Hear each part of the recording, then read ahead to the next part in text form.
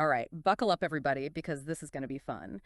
Today, we are diving deep into Quark, a 70s sci-fi sitcom that, well, let's just say it didn't exactly become a household name.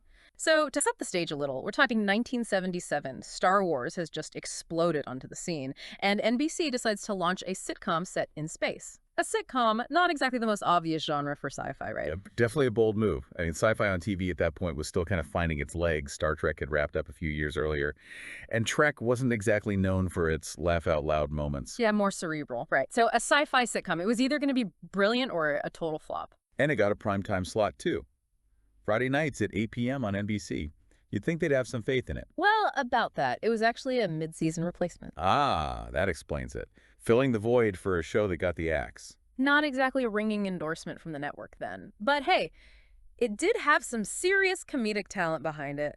We're talking Buck Henry, co-creator of Get Smart, and the guy had a hand in some absolute comedy classics. The Graduate, What's Up, Doc?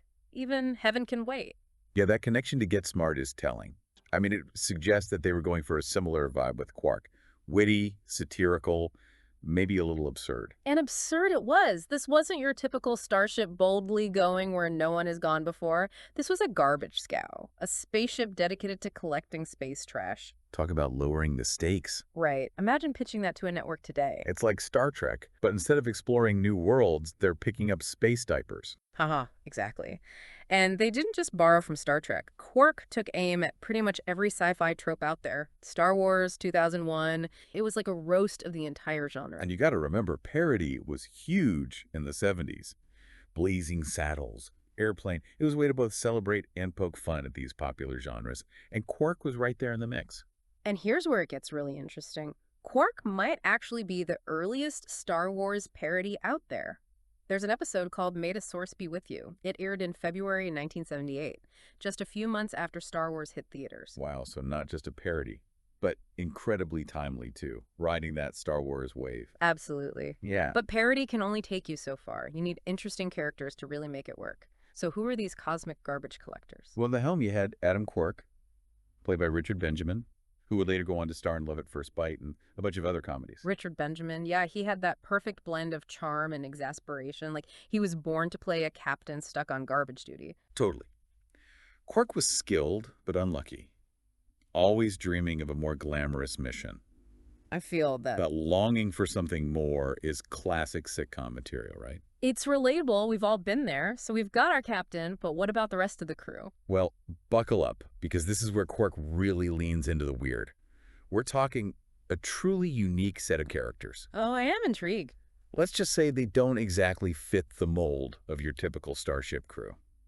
Okay, so first up you've got the Bettys. The Bettys? Yeah, definitely playing on that sci-fi trope of clones and duplicates. Classic. You see a lot in sci-fi from that era, but Quark really takes it to a whole new level. Both totally smitten with Captain Quark. Oh, this is getting good. And get this, they always speak in unison. Like a two-headed chorus. Exactly. It's like they share a single brain. What other strange and wonderful characters are we dealing with? Oh, you'll love this one. Next up is Jean, the transmute, the ship's engineer. Yeah, it's like a 2-for-1 deal. Oh, what? A transmute, someone who can switch between male and female personality. Okay, now that is interesting. So 1 minute it's Jean, this super macho engineer, and the next it's Jean, who's more pacifistic, maybe even a little timid. Wow, talk about a split personality. Right. It's like a gender-bending Jekyll and Hyde. So we've got the Bettys, we've got Jean, and then there's Ficus Pandorata. Ficus Pandorata, what a name. I know, right? He's the science officer. Basically, a plant man. Oh, this show is just getting weirder and weirder. That's what we love about it. Okay, so a plant man, what's he like? Think Spock, but even more logical. I love it. The irony of a plant man being all about logic and reason. Right. It's brilliant. And wait, didn't something happen to the actor who played Ficus? Oh, yeah, that's right. Richard Kelton, the actor. Sadly, he died just a few months after Quark ended.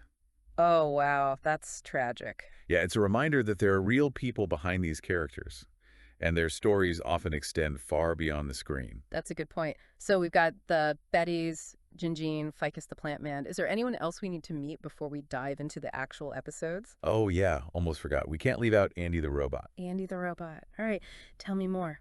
Well, he's kind of a mess, cobbled together, neurotic, Definitely the comic relief, although maybe a little too over the top for some. Ah, so not every character is a winner. You got it.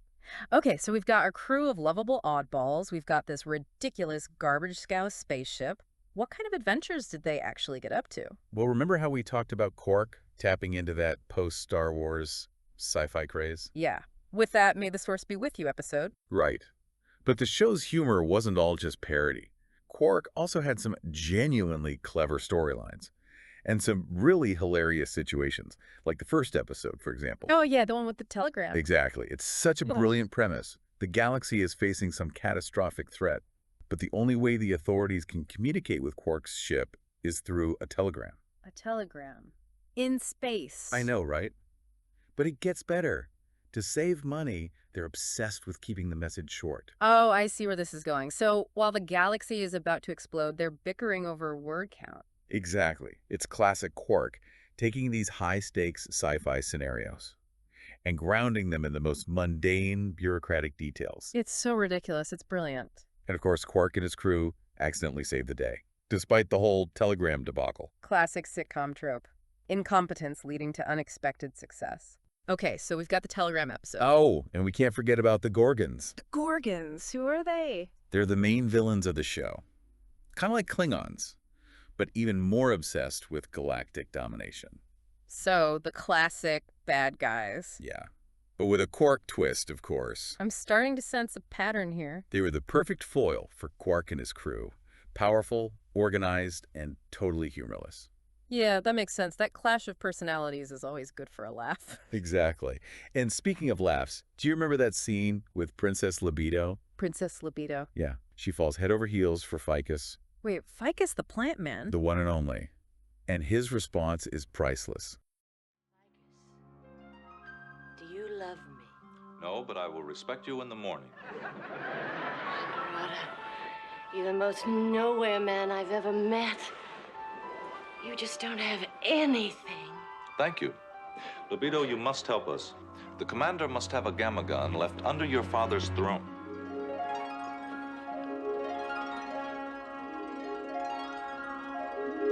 Now, before we reach asteroid Rumbar, Ficus, I just kissed you. Didn't you feel anything? yes, I felt the application of your epidermis upon my own, then a slight pressure accompanied by a rise in temperature. Rhoda, you're supposed to feel something special. Oh. Libido, this is where we're going to have a problem. You see, where I come from, we don't kiss, we pollinate. Pollinate? Can I do that? Watch what I do and repeat after me. Now watch carefully and listen.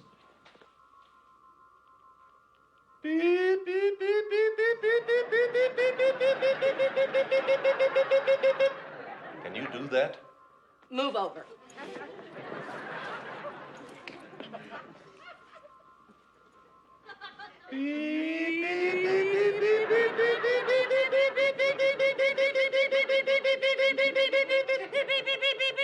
Is it good for you? I think so. Is this what you vegetons find pleasurable? It would appear so. What do we do now? We wait for the bee. Oh, man. It's just so perfectly awkward. So we've got this quirky crew, a garbage scow that literally eats trash bags, incompetent heroes saving the day, a blatant Star Trek rivalry. Sounds like a recipe for success, right? Yeah, you'd think so. But sadly, Quark was canceled after only 8 episodes. 8 episodes. Wow, that's barely enough time to get the warp drive warmed up. Yeah. Why do you think a show with so much potential fizzled out so quickly? Yeah, it's a real mystery, isn't it? Got Buck Henry at the helm, a totally wacky premise, a cast of oddball characters. They're spoofing some of the biggest sci-fi hits of the time. What went wrong? Well, timing is everything in television. Right. Maybe audiences weren't quite ready for a sci-fi sitcom so soon after Star Wars. Or maybe the humor was just a little too niche. Like it relied too heavily on those Star Trek references.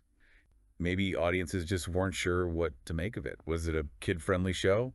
A satire for adults? It seems like it might have fallen to that awkward middle ground where it didn't quite appeal to anyone. I think in a different era it could have been a cult classic. But even though Quark was short-lived, it's clearly left its mark. I mean, we wouldn't be talking about it today if it hadn't, right? Exactly.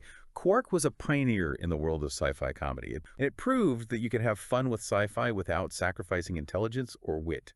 And, even if it wasn't a ratings juggernaut, it clearly resonated with some viewers. And that's what I love about these deep dives. We get to explore these forgotten corners of pop culture, these shows that might not have made it big, but still have something unique to offer. It's like we're time travelers, revisiting these moments in television history and appreciating them with fresh eyes. Exactly. And who knows? Maybe some of our listeners will be inspired to check out Quark for themselves. Maybe they'll discover their new favorite cult classic. I hope so. Because isn't that part of the fun, unearthing those hidden gems and sharing them with the world? Absolutely. That's what makes these deep dives so rewarding. Thanks for joining us on this deep dive into Quark.